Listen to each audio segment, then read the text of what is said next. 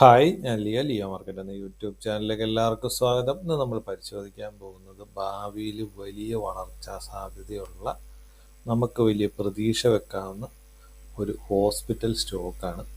അപ്പോൾ നിങ്ങൾ channel subscribe ചെയ്യാത്തവരാണെങ്കിൽ ചാനൽ സബ്സ്ക്രൈബ് ചെയ്യുക, ലൈക്ക് ചെയ്യുക, ഷെയർ ചെയ്യുക. നിങ്ങളുടെ അഭിപ്രായങ്ങളൊക്കെ കമൻറ്റ് ബോക്സിൽ രേഖപ്പെടുത്തുക. ഇതൊരു ബയോസ് അല്ല, റെക്കമെൻഡേഷനൊന്നുമല്ല, കാര്യങ്ങൾ പറയുന്നു, കമ്പനീനെ പരിചയപ്പെടുത്തുന്നത് മാത്രമേ ഉള്ളൂ. നേരെ നമുക്ക് വീഡിയോയിലേക്ക് കിടക്കാം. അപ്പം ഇപ്പോഴത്തെ ഒരു അവസ്ഥ എന്താണെന്ന്, മാർക്കറ്റിൻ്റെ അവസ്ഥ എന്താണെന്ന് നിങ്ങൾക്ക് എല്ലാവർക്കും അറിയാമല്ലോ അല്ലേ? ഞാൻ കഴിഞ്ഞ വീഡിയോകളിലൊക്കെ പറഞ്ഞായിരുന്നു മാർക്കറ്റ് ഒരു തിരിയാൻ ആയിട്ട് തുടങ്ങുന്നു എന്നുള്ളത്. അപ്പോൾ അത് അവിടെ വെച്ചിട്ട് മാർക്കറ്റ് ഏകദേശം തിരിഞ്ഞ പോലെയാണ് എനിക്ക് ഫീൽ ചെയ്യുന്നത്. ഇനി അത് അടുത്ത ലെവലിലേക്ക് പോകുമോ എന്നുള്ളതാണ് നമുക്ക് നോക്കേണ്ടത്. അപ്പോൾ ഈ ഒരു സമയത്ത് നമുക്ക് ഭാവിയിലേക്ക് വലിയൊരു വളർച്ചാ സാധ്യത വെക്കാവുന്ന ഒരു സ്റ്റോക്ക് ഏതാണെന്ന് ചോദിച്ചു കഴിഞ്ഞാൽ ജൂപ്പിറ്റർ ഹോസ്പിറ്റൽ എന്നുള്ളതാണ്. അപ്പോൾ ഇതിൻ്റെ പേരെന്ന് പറഞ്ഞാൽ ജൂപ്പിറ്റർ ലൈഫ് ലൈൻ ഹോസ്പിറ്റൽസ് എന്നുള്ളതാണ്. അപ്പോൾ ഇതിൻ്റെ ഒരു ഗുണം എന്നാന്ന് വെച്ചാൽ, ആദ്യം തന്നെ ഈ ഹോസ്പിറ്റലുകളുടെ ഗുണം എന്നാന്ന് ചോദിച്ചു കഴിഞ്ഞാൽ, ഹോസ്പിറ്റലുകൾ ഭാവിയിലേക്ക് വലിയ വളർച്ചാ സാധ്യതയുണ്ട്. എന്തുകൊണ്ടാണ് വളർച്ചാ സാധ്യതയുള്ളത്?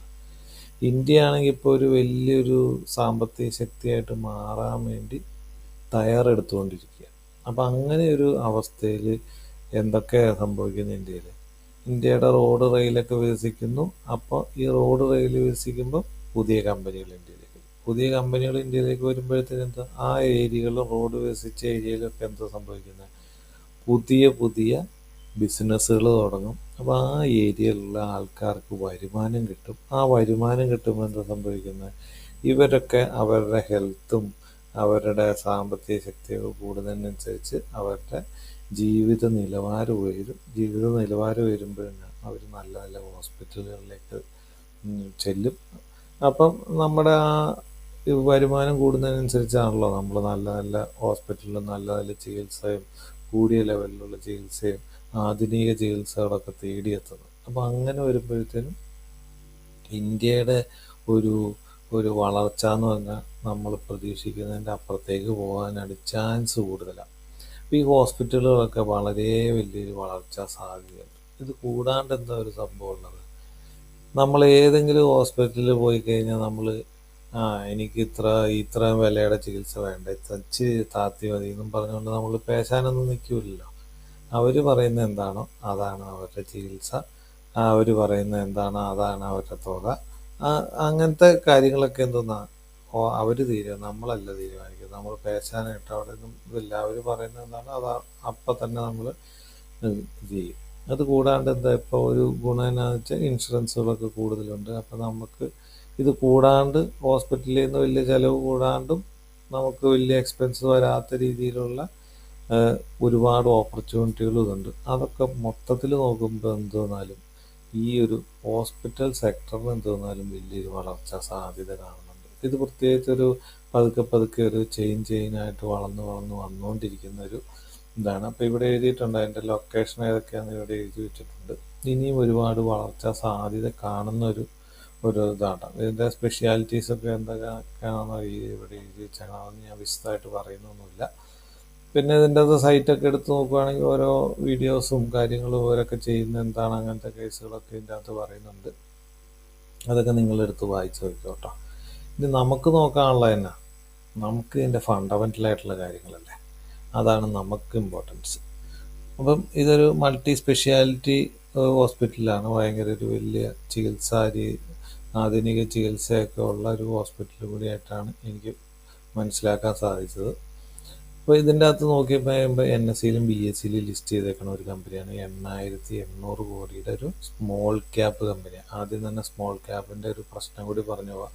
പോസിറ്റീവ് ന്യൂസ് ആണെങ്കിൽ പെട്ടെന്നായിരിക്കും അവൻ വളർന്ന് വലുതാവുന്നത്. നെഗറ്റീവ് ന്യൂസ് വരുമ്പോഴോ അതുപോലെ തന്നെ താഴത്തേക്കും വരുന്നൊരു ഇതാണ്. അപ്പം നല്ല വളർച്ചാ സാധ്യതയുള്ള സ്റ്റോക്കുകൾ എങ്ങനെയായിരിക്കും? പുറകെ പ്ലസ് ന്യൂസുകൾ വന്ന് പെട്ടെന്നായിരിക്കും അവനൊരു ലാർജ് ക്യാപ്പ് സ്റ്റോക്കായിട്ട് മാറാൻ ചാൻസ്. അപ്പോൾ ഈ പെട്ടെന്നെന്ന് വെച്ച് കഴിഞ്ഞാൽ ഒരു 10-15 വർഷം എടുക്കും കേട്ടോ.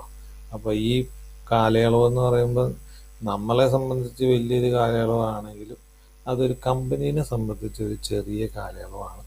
അപ്പം ഒരു ലോങ് ടൈമിലേക്കാണ് ഞാൻ ഉദ്ദേശിക്കുന്നത് കേട്ടോ. Current market price 1342, 52 week high എന്ന് പറഞ്ഞാൽ 1654, 52 വീക്ക് ലോ എന്ന് പറഞ്ഞാൽ 960, സ്റ്റോക്കിൻ്റെ പി എന്ന് പറഞ്ഞാൽ 54.6, ബുക്ക് വാല്യൂ 190, ഡിവിഡൻഡ് നൽകുന്ന ഒരു കമ്പനിയാണ്. ROC എന്ന് പറഞ്ഞാൽ 22.2, ROE എന്ന് പറഞ്ഞാൽ 17.8, ഫേസ് വാല്യൂ 10 ആണ്. അധികം കാലം ആയിട്ടില്ല ലിസ്റ്റ് ചെയ്തിട്ട് അധികം കാലം ആയില്ല. ഇച്ചിരി നേരത്തെയാണ് ഈ വീഡിയോ ഇടുന്നത് കേട്ടോ. ഇച്ചിരി കാലമൊക്കെ നോക്കിയിട്ട് വേണം അതിൻ്റെ പെർഫോമൻസൊക്കെ കൃത്യമായിട്ട് മനസ്സിലാക്കാൻ. പിന്നെ നമുക്ക് നോക്കിക്കഴിയുമ്പോൾ എന്നാ ഇതിൻ്റെ അകത്തെ year on year sales growth. അപ്പോൾ ഇത് നോക്കിയേ, 2018 മാർച്ചിൽ വെറും 320 കോടി ഉണ്ടായിരുന്നുള്ളൂ. അതിപ്പോൾ എത്രയായി? മാർച്ച് 2024 വന്നപ്പോഴേക്കും 911, ട്രേഡിംഗ് ടിൽമെൻറ്റ് 942, ഓപ്പറേറ്റിംഗ് പ്രോഫിറ്റ് ആണെങ്കിലും 54 കോടിയിൽ നിന്ന് 223 കോടിയിലേക്കും, ട്രേഡിംഗ് ടിൽമെൻറ്റ് 228 കോടിയിലേക്ക്, ഓപ്പറേറ്റിംഗ് മാർജിൻ ആണെങ്കിലോ ഒരു 17നും 26നും ഇടയിൽ നിൽക്കുന്നു.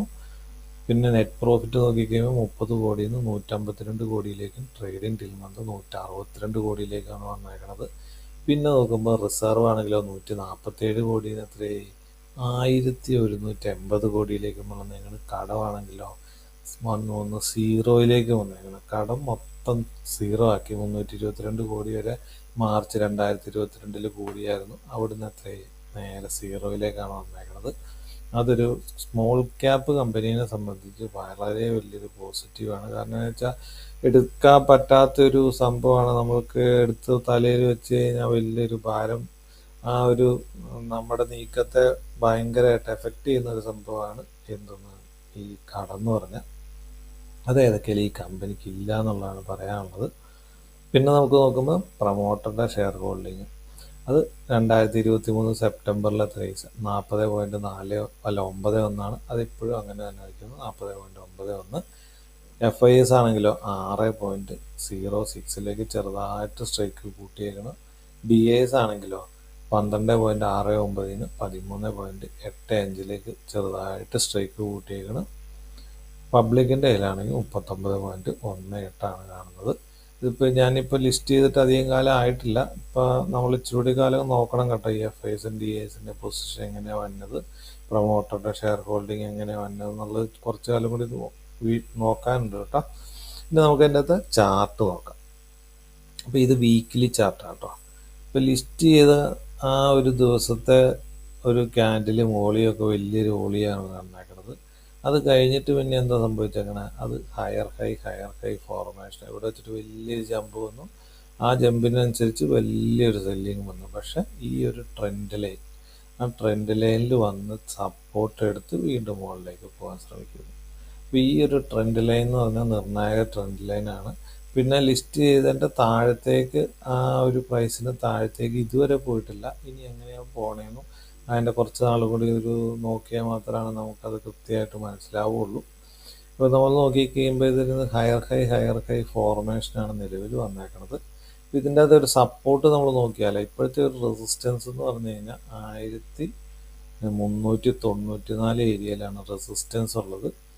അവിടുന്ന് പ്രോഫിറ്റ് ബുക്കിംഗ് ആണ് ഇപ്പോൾ വന്നത്. അപ്പോൾ ആ പ്രോഫിറ്റ് ബുക്കിംഗ് ഫസ്റ്റ് സപ്പോർട്ട് എടുക്കുന്നത് 1266 ഈ ഏരിയയിലായിരിക്കും ഫസ്റ്റ് സപ്പോർട്ട് എടുക്കുന്നത്. അവിടുന്ന് കറക്റ്റ് ചെയ്ത് കഴിഞ്ഞാൽ പിന്നെ 1152 ഏരിയയിൽ. പിന്നെ ഈ ട്രെൻഡിലെ അത് മെയിനായിട്ട് നോക്കണം. ആ ട്രെൻഡിലെ ബ്രേക്ക് ചെയ്താൽ അത്ര നല്ല കാര്യമല്ല. ബ്രേക്ക് ചെയ്യാനുള്ള സാധ്യത വളരെ കുറവാണ്.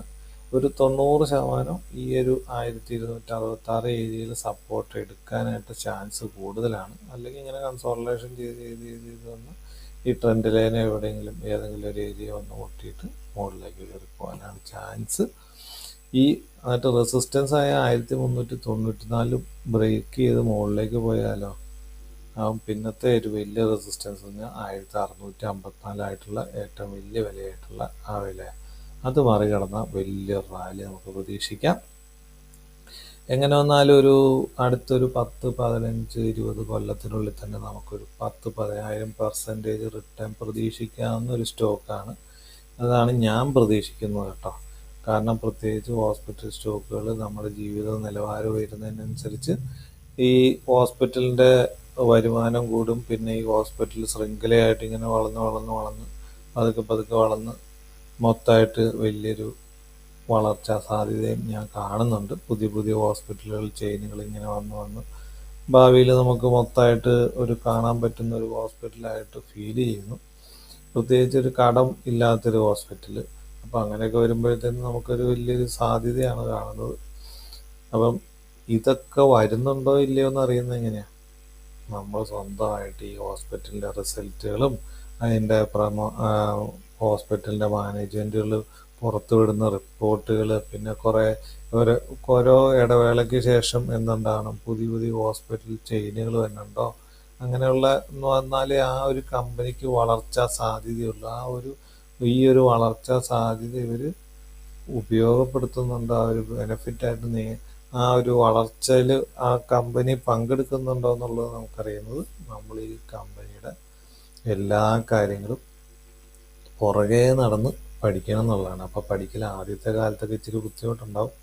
പക്ഷേ നമ്മളിപ്പോൾ കൃത്യമായിട്ട് ഫോളോ ചെയ്ത് പോയി കഴിഞ്ഞാൽ നമുക്ക് വലിയൊരു നേട്ടം നേടിത്തരാൻ പറ്റുന്നൊരു ഏരിയയാണ് ഈ സ്റ്റോക്ക് മാർക്കറ്റ്. അത് നിങ്ങൾ സ്വന്തമായിട്ട് പഠിക്കുമെന്ന് ഞാൻ വിചാരിക്കുന്നു. അപ്പം ഞാൻ ഈ വീഡിയോ അധികം ദീർഘിപ്പിക്കുന്നില്ല. എൻ്റെ ഒരു കണക്ക് പ്രകാരം വലിയൊരു വളർച്ച സാധ്യത കിട്ടാൻ ചാൻസ് ഉള്ളതാണ്. ഞാനീ പറഞ്ഞുകൊണ്ട് നിങ്ങളാരും പഠിക്കാതിരിക്കല്, സ്വന്തമായിട്ട് പഠിച്ചിട്ട് വേണം ഇതിൽ തീരുമാനം എടുക്കാൻ എന്ന് പറഞ്ഞിട്ട് ഈ വീഡിയോ ഇവിടെ നിർത്തുന്നു.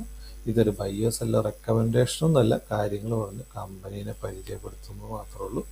പുതിയ നല്ല വീഡിയോ ആയിട്ട് വരുന്നവരെ നന്ദി, നമസ്കാരം, താങ്ക് യു.